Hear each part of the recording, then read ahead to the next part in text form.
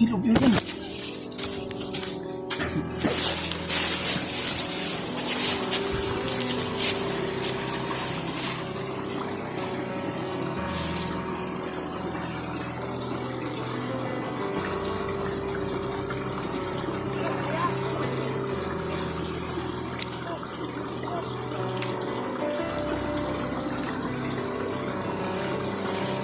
Dilubyo nga. Binugbong na si Dilubyo. Nahuli siguro tong tao na to nung tinulungan niya ako dun sa bundok.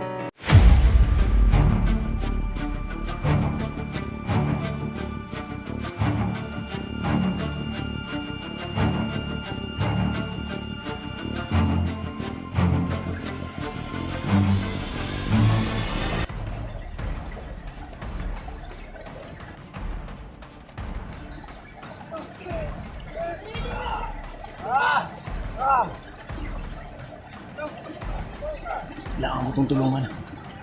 Tulungan ko ito si Dilubyo.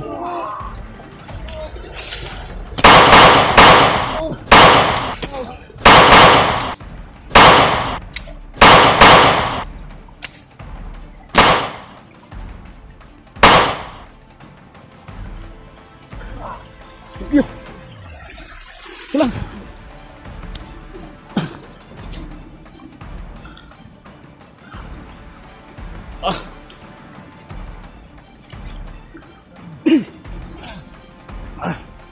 Tara!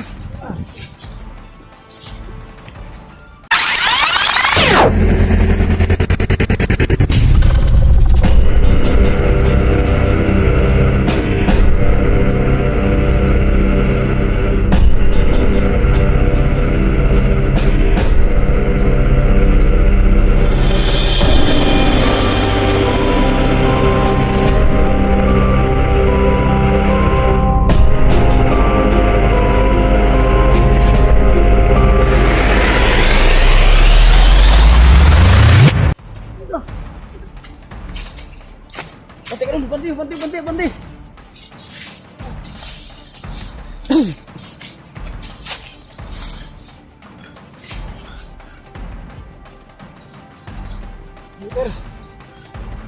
Nangyari sa'yo?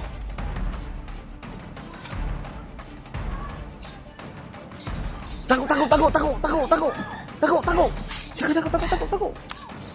Hati!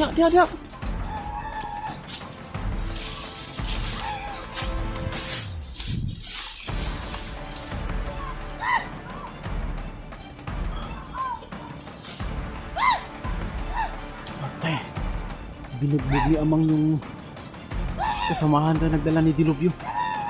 Kasi nakawala daw si Dilubyo. Tarantado talaga tong Amang na to.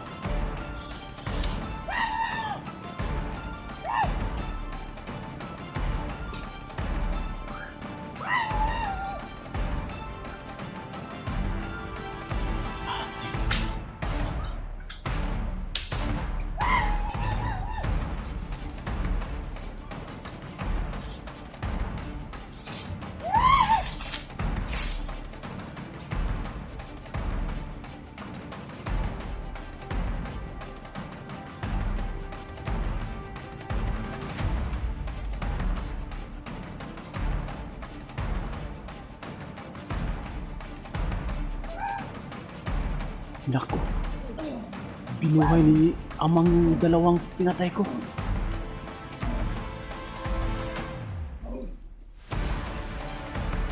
Naka.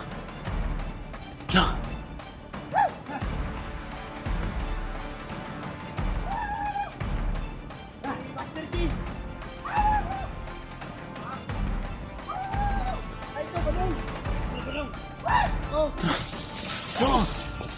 Tara, Dilubyo. Tara. Dali, dali. Hintay, ito pa na.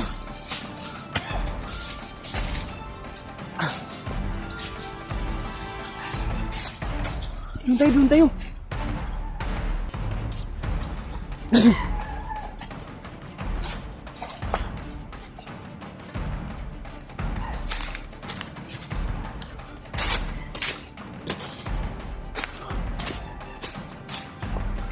Dito tayo.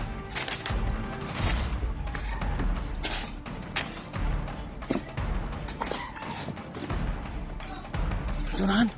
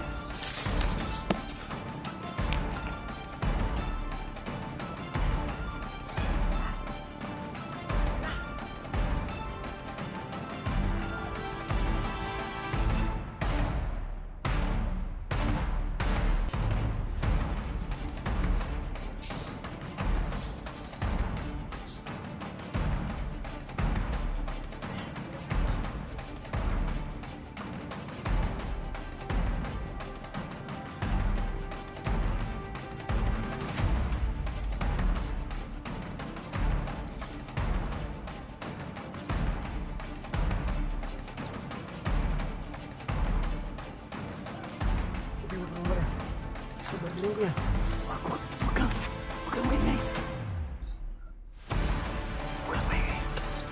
Alis din yan.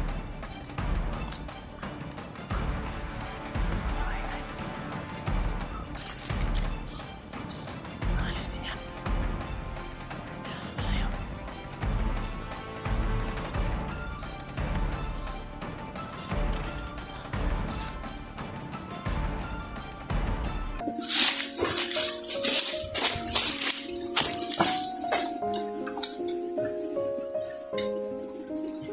Salamat, Hunter. Salamat sa pagligtas mo sa buhay ko. Salamat din sa'yo, Commander Dilubyo. Dahil ilang bisis mo kami niligtas. Lalong-lalo na ako yung buhay ko. Ayun. Pangalawang bisis mo na ako niligtas. Kaya malaking pasasalamat ko sa'yo. At bilang ganti ko sa'yo, kaya nakita kitang takip ng mga tauhan ni Commander Amang. Hindi ako nakatubili na iligtas ka. Kaya Salamat. kahit buhay ko itataya ko, makuha ka lang. Isa lang tanong ko sa'yo, Commander. Sige, Hunter. Ano bang napasok sa isip mo? Bakit ka nagbabago? Ang dahilan talaga, bakit ako nagbabago? Dahil sa pamilya ko. Ang pamilya ko, nandoon sa mga kamay nila pinuno. Pinunong Diablo, pinunong Kusak.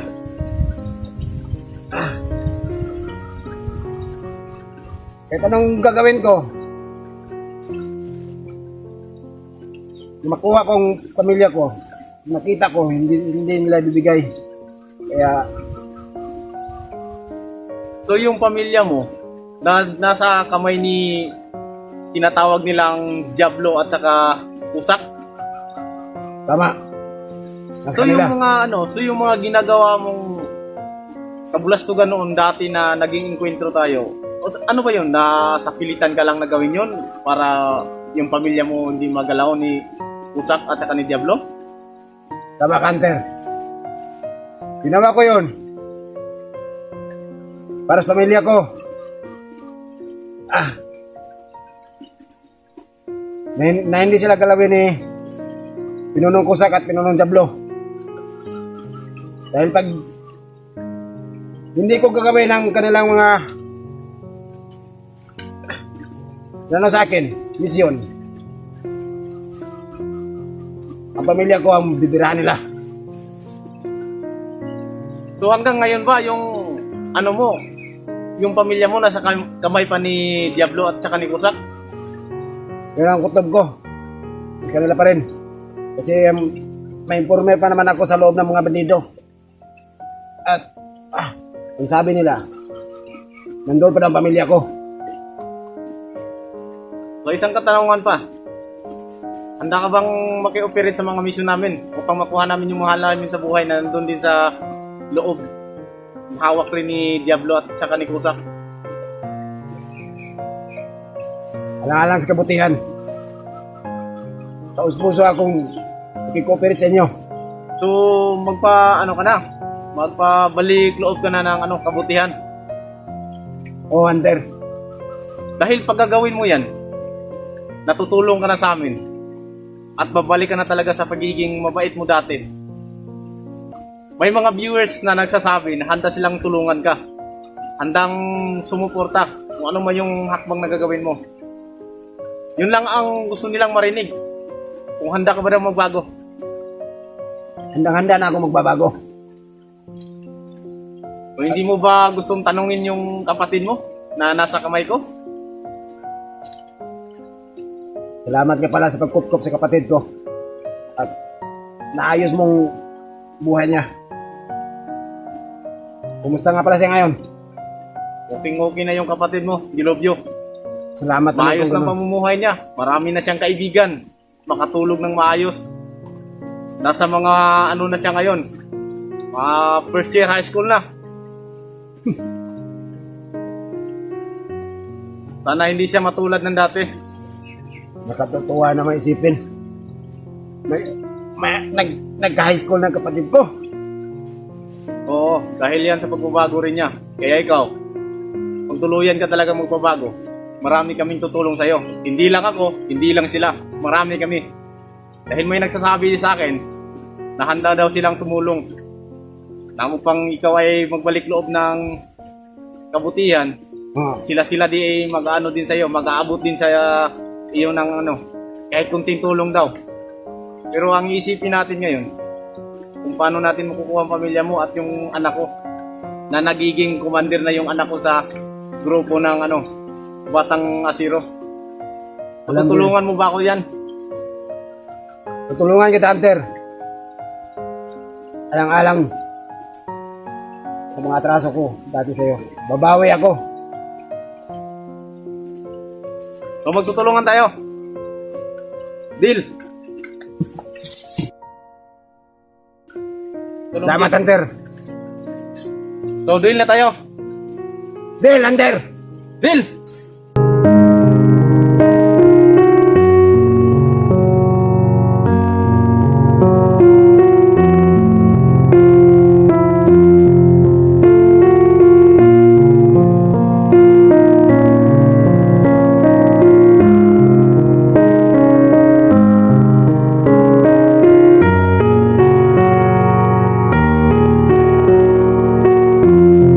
Para sa kabutihan! Kabutihan, hug!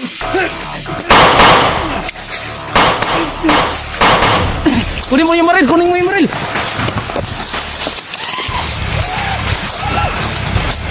Oh! Putang ina si Amang! Oh! Takbo, Commander! Takbo! Putang ina ka, Amang! Ah! Hindi tayo pwedeng mag-ano ito. Oh! Sobrang dami na putok. Sakat si Hunter. Hindi tayo. Sige, hanggang sa muling pagkikita. Commander Diablo. Ingat ka, Hunter! Commander, bumuk yun.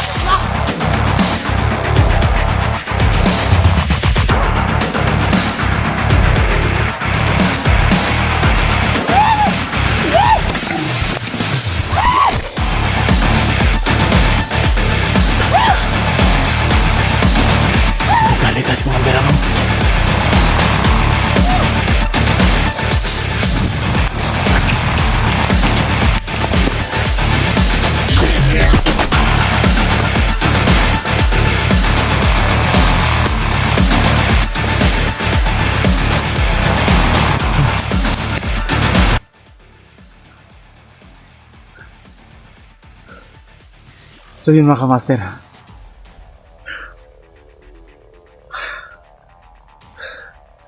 Nakabawi rin ako kay Commander Dilobio.